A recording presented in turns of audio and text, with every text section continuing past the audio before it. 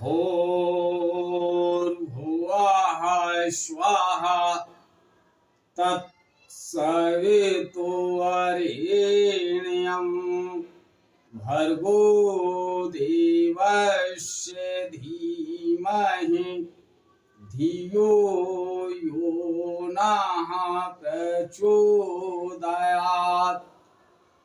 उस परम तेजस्वी सूर्य देव के, जिसके प्रकाश से सारा ब्रह्मांड प्रकाशित होता है, ऐसे परम तेजस्वी सूर्य देव के तेज का मैं ध्यान करता हूँ तथा उनके ज्योतिर्मय स्वरूप को अपने अंतःकरण में धारण करता हूँ।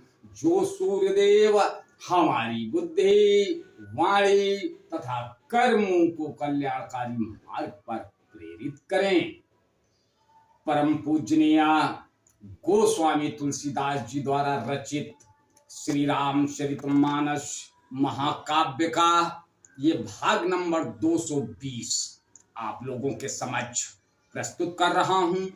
आप लोग इसका श्रवण करें और श्री राम कथा रूपी समुद्र से कुछ ग्रहण करें, कुछ अपनाएं। भगवान राम सीता जी को देख करके उनकी सुंदरता की बराबरी चंद्रमा से कर रहे हैं। फिर कहते हैं चंद्रमा में तो बहुत अवगुण है, चंद्रमा भला सीता जी की क्या बराबरी करेगा। गोस्वामी तुलसीदास जी लिखते हैं, जननु सिंधु पुनि बंधु विषु दिन मलिन शकलंक सिया मुख समता पाऊ किमी चंदुबापुरोरंक।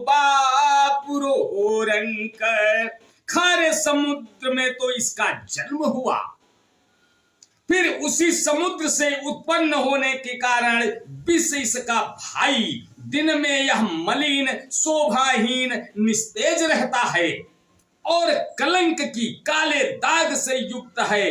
बेचारा गरीब चंद्रमा सीता जी के मुख की बराबरी कैसे पा सकता है। घटई बढ़ई बिरहिनी दुखदाई ग्रसई राहु निज संदेहि पाई लोक शोक प्रद पंकज द्रोही अवगुण बहुत चंद्रमा तो ही। फिर यह घटता बढ़ता है और विरहिणी स्त्रियों को दुख देने वाला है। राहु अपनी संधि में पाकर इसे ग्रस लेता है। चकवे को चकवी के वियोग का शोक देने वाला और कमल का बैरी उसे मुरझा देने वाला है। हे चंद्रमा, तुझ में बहुत से अवगुण हैं जो सीता जी में नहीं हैं। बैदेही मुख पट तर दीन्ही होई दोषु बड़े अनुचित कीन्ही सिया मुख छवि विधु ब्याज बखानी गुर पै चले निशा बढ़ जानी। अतः जानकी जी के मुख की तुझे उपमा देने में बड़ा अनुचित कर्म करने का दोष लगेगा। इस प्रकार चंद्रमा के बहाने सीता जी के मुख की छवि का वर्णन करके बड़ी रात हो गई जान वे गुरु जी के पास चले। करि मुनि चरण सरोज प्रणामा आय सुपाई कीन विश्रामा विगत निसार घु नायक जागे बंधु बिलो की कहन अस लागे।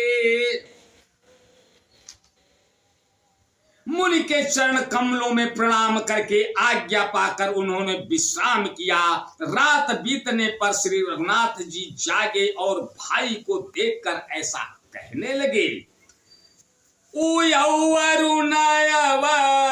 लो कहू ताता पंकज को लोक सुख दाता।